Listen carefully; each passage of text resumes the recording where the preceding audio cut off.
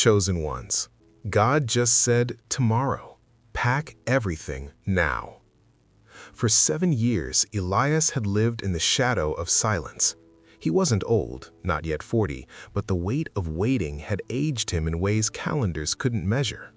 Every morning he rose before dawn in his small stone house on the edge of the valley, brewed bitter tea from wild herbs, and sat on the porch staring at the same dirt road that led nowhere special. He had once been a carpenter in the city, skilled with oak and cedar, building homes for families who laughed and argued and grew old together. But one night, in a dream too vivid to dismiss, a voice like rolling thunder had said only 3 words: "Wait for tomorrow." That was the beginning of the unraveling. He sold his tools, gave away most of his savings to the widows and orphans in the lower village, and moved to this quiet place. Friends called it madness. His sister begged him to see a doctor, but Elias felt the command in his bones: wait. Not for riches, not for healing, not even for love, just wait. The dreams continued, always the same voice, always the same single word: tomorrow. Sometimes he woke sweating, heart racing, convinced the ceiling would split open and light would pour through. Other times he woke calm, almost peaceful, as though the word itself was a blanket wrapped around his spirit. He learned to listen to the silence between the words. He prayed without words. He fasted until his body felt like paper, and still nothing. Until the night of January 25th. He had gone to bed early, the wind howling outside like a warning. Around 3 in the morning, he sat bolt upright in the dark. No dream this time, no gentle whisper, just the voice, clear, immediate, final, cutting through the room like a blade of light: tomorrow. That was it, one word, but it landed differently. It wasn't an invitation, it wasn't encouragement, it was an order, a deadline, a door swinging open so wide he could already feel the wind rushing through. Elias didn't scream, he didn't cry, he simply stood up, walked to the kitchen, lit the oil lamp, and began to pack. He moved with the steady hands of someone who had rehearsed this moment in his soul for years. First, the small wooden box under his bed, the one containing the few things he still valued: his mother's silver ring, the worn Bible his grandfather had carried through 3 wars, a single photograph of his late wife smiling in a sunflower field, and the carpenter's pencil he had used to mark the final beam of his last house. He wrapped them carefully in cloth and placed them in the old leather satchel. Next, clothes. Not many. 2 shirts, 1 good pair of boots, the wool coat his sister had sewn years ago. He folded them with precision, as though each item carried a memory he refused to leave behind. Then, food: dried figs, almonds, flatbread he had baked 2 days earlier, a small clay jar of honey. Enough for 3 days, maybe 4. He didn't know where he was going, only that he was going. As he worked, memories flickered like lantern light. The day he forgave the man who stole his savings and never asked for it back. The nights he spent praying for strangers he would never meet. The moment he chose solitude over bitterness. The 1,000 small deaths of pride, ambition, fear. Each one had been preparation. Each one had carved space inside him for whatever came next. By 5 o'clock, the sky was still black, but Elias was ready. He stepped outside. The wind had stopped. The stars looked sharper, closer, as though they had been waiting too. He looked down the dirt road, the same road he had stared at for 7 years, and felt something shift in the atmosphere. Not a sound, not a light, just a knowing. Tomorrow had begun. He didn't lock the door behind him. There was no need. Whatever he left inside was no longer his to guard. He started walking. Hours passed. The sun rose, pale and hesitant at first, then bolder, painting the hills gold. Elias didn't stop. His legs moved with a strength he hadn't felt in years. His heart beat steady, unafraid. Around noon, he reached the fork in the road. One path led back to the city. The other climbed into the mountains where few people went. He paused, closed his eyes, and listened. Nothing. No voice, no sign. just the same quiet certainty that had carried him out of his house. He took the mountain path. 2 days later, he crested a ridge and saw it, a small settlement nestled in a hidden valley. Smoke rose from chimneys, children ran between stone houses, a bell rang softly in the distance. As he descended, people began to notice him. A woman with gray hair stepped out of her doorway and stared. A man repairing a fence lowered his hammer. A little girl pointed and whispered, "He's here." Elias stopped at the edge of the village square. An elderly man approached, tall, bent slightly, eyes bright with something like recognition. "You are the one," the old man said. His voice trembled. "The one who waited." Elias nodded slowly. "I think so." The old man smiled, tears shining. "We've been praying for 7 years. God told us, tomorrow the builder will come. We didn't know your name. We only knew you would carry tools in your spirit, not your hands." Elias looked around. Every face was turned toward him, hopeful, weary, expectant. These were people who had lost homes in floods, children in sickness, futures in war. They had prayed for a deliverer, and God, in his strange mercy, had chosen a broken carpenter who had spent 7 years doing nothing but wait. The old man placed a hand on Elias's shoulder. "The timber is already cut, the foundation is marked, but we have no skilled hands left. Will you build with us?" Elias felt the satchel against his side, felt the weight of the pencil inside it. He thought of the voice that had said only one word for 7 years, and then, on the night when everything changed, said it one final time: "Tomorrow." He smiled for the first time in a long time. "I already packed." And somewhere in the heavens, a door that had waited 7 years finally closed behind him, gently, quietly, forever. Because tomorrow had arrived, and the chosen one had obeyed. Let this story remind you, sometimes the longest wait is the final preparation. When God says tomorrow, it isn't always about leaving a place. It's about stepping into the purpose you were shaped for all along. Pack light, trust deep, move now.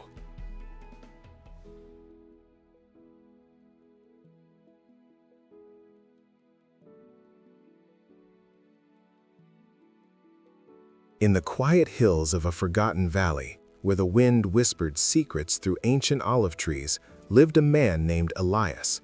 He was not born to greatness, nor did he seek it. At 32, he had been a master carpenter in the bustling city of Eldoria, his hands calloused from shaping wood into homes, bridges, and dreams.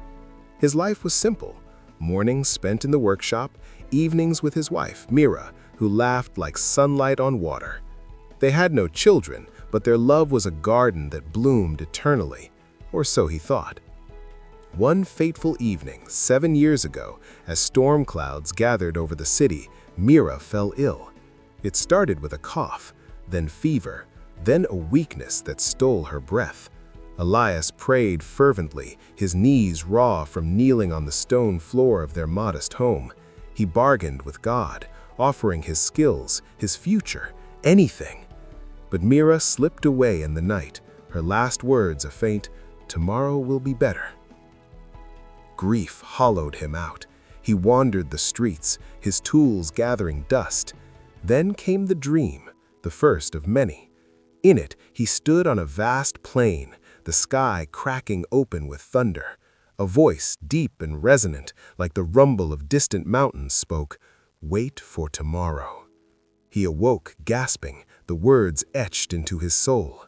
At first, he dismissed it as sorrow's echo, but the dream returned night after night, always the same: the plain, the thunder, the command: tomorrow. It wasn't a promise of healing or reunion, it was an imperative, a call to stillness in a world that demanded motion. Elias's friends grew concerned. "You're wasting away," his sister Lena chided, her eyes filled with worry. "Come back to life, build again." But he couldn't. The voice had rooted him. He sold his workshop, distributed his earnings to the poor, the orphans in the alleys, the widows in the markets, and retreated to a small stone cottage on the valley's edge. It was a place of isolation, where the dirt road stretched like a vein into nothingness, flanked by wildflowers and thorny bushes. For 7 years he waited. His days became a rhythm of simplicity, rising at dawn to brew tea from foraged herbs, reading faded scriptures by lamplight, tending a small garden that yielded just enough to sustain him. He learned the language of silence, the way bird song carried prophecies, how the wind shifted before rain, the subtle pulse of the earth underfoot. He fasted for days, his body thinning until he felt translucent, as if the veil between worlds grew thin. The dreams persisted, each one a single word, tomorrow. Sometimes it came softly, like a father's reassurance. Other times it boomed with urgency, shaking him awake. He journaled them obsessively, filling leather-bound pages with questions. What tomorrow? Why me? But answers eluded him. Villagers whispered of the mad hermit, and children dared to peek at his cottage. Lena visited sporadically, bringing bread and news from the city, her pleas turning to resigned sighs. In those years, Elias transformed. He forgave old grudges, the thief who had swindled him years ago, the neighbor who had slandered his name. He meditated on humility, shedding the pride of his craftsmanship like old skin. He helped strangers who passed through the valley, a lost traveler needing directions, a shepherd with a lame sheep. Each act was a brick in an invisible foundation, building something he couldn't yet see. As the 7th year drew to a close, doubt crept in like fog. Had he imagined it all? Was this waiting a delusion born of grief? On the eve of January 25th, Elias knelt in prayer, his voice raw. If this is your will, show me. If not, release me. That night, the wind howled fiercer than ever, rattling the shutters like impatient fists. At 3 in the morning, Elias bolted upright.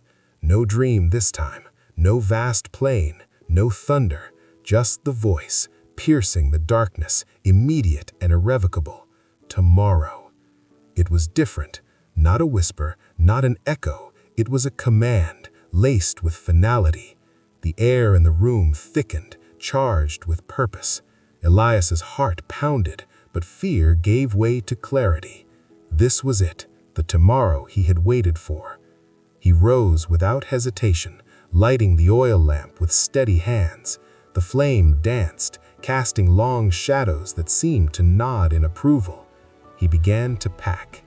First, the essentials: his mother's silver ring, a talisman of enduring love; his grandfather's Bible, its pages worn thin from generations of seeking; the photograph of Mira in the sunflower field, her smile a beacon; and the carpenter's pencil, sharpened to a fine point, symbolizing the work he had set aside.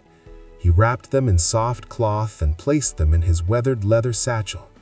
Clothes followed: 2 sturdy shirts, woolen pants mended countless times, his sister's hand-sewn coat for the chill of unknown nights, and boots polished despite years of disuse. He folded each item deliberately, whispering thanks for the memories they held. The shirt stained from building Mira's hope chest, the coat that had warmed him through lonely winters. Food came next: dried figs from his garden, a pouch of almonds roasted over past fires, flatbread baked fresh that week, and a jar of wild honey, golden and sweet as forgotten joy.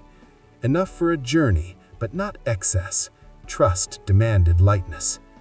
As he packed, flashes of the past. The day he sat by the road, watching a family pass in a cart, and felt envy give way to peace.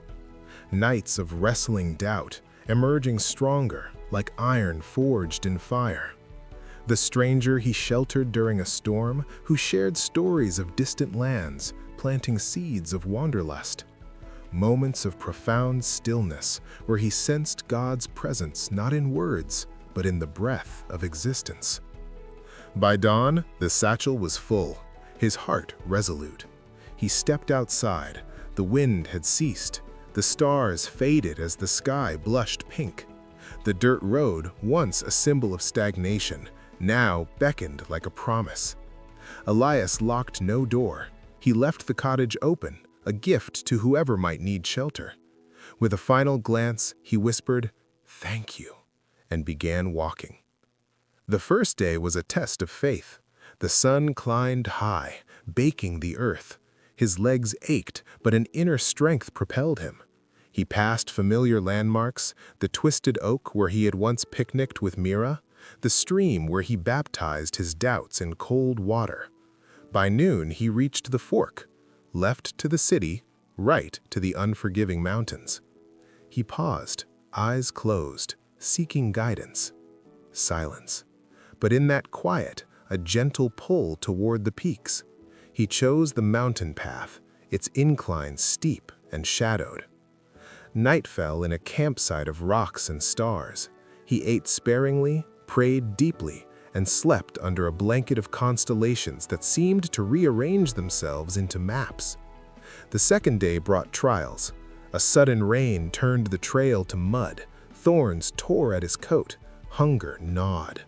Doubt whispered, "Turn back." But the voice's echo, "Tomorrow," silenced it. He pressed on, encountering a lone goat herder who shared water and warned of bandits ahead.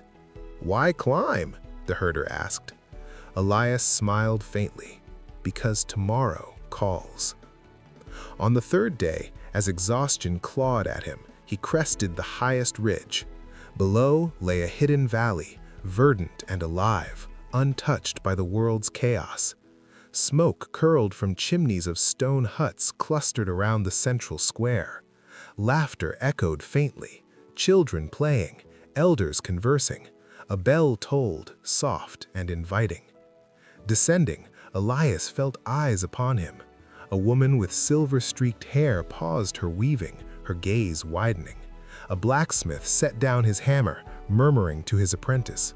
A child tugged at her mother's skirt. "Mama, the man from the dreams!" In the square, an elder approached, tall, weathered, with eyes like polished amber. His name was Aaron, the village's spiritual guide.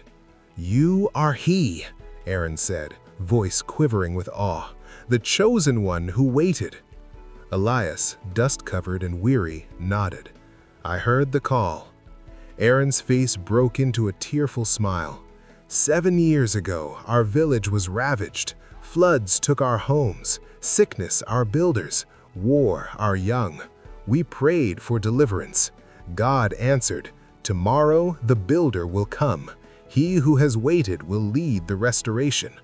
We didn't know your face, only that you would carry no tools but those of the heart. Around them, villagers gathered, faces etched with hardship, eyes alight with hope. These were the forgotten, farmers whose fields lay fallow, mothers who buried children too soon, elders clinging to fading traditions. They had held vigils, shared visions in hushed tones, prepared timber and stone in faith. Elias surveyed the scene, half-ruined structures, a crumbling well, fields needing irrigation. His carpenter eye saw potential, the arch of a new bridge, the frame of communal halls. "Will you build with us?" Aaron asked, extending a hand. Elias felt the satchel's weight, the pencil within calling him back to purpose. 7 years of waiting had not been wasted. They had been the forge, shaping him into a vessel ready to pour out. "I packed everything," Elias replied, his voice steady. "Let us begin." And so tomorrow unfolded, not as an end, but a genesis. Elias led the rebuilding, his hands rediscovering wood's song. He taught the young, healed divisions with wisdom born of solitude, and in quiet moments felt Mira's spirit smiling. The village flourished, homes rose sturdy, laughter filled the air, faith deepened like roots in rich soil. Elias found not just purpose, but family. Lena eventually joined, bringing city knowledge. Children called him Uncle Builder. Years later, as Elias sat on a porch he had crafted, watching sunsets paint the valley gold, he understood. God's tomorrow was never about a single day. It was the eternal now, where waiting meets action, and the chosen step forward. For in packing everything, he had left nothing behind but chains and gained the world.